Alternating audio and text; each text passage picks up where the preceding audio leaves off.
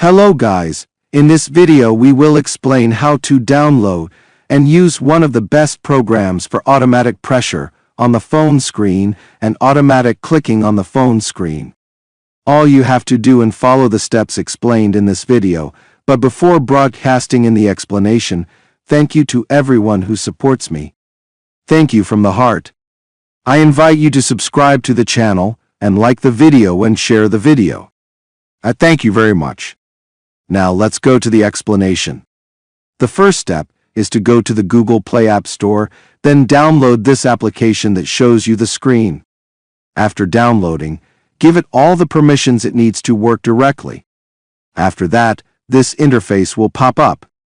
There are two types of automatic clicking.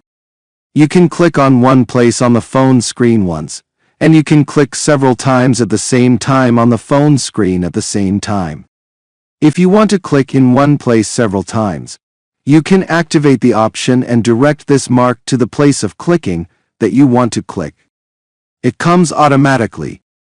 If you want to click several times in different places, you activate the second option. This was the topic of today's video. I hope you liked it and benefited.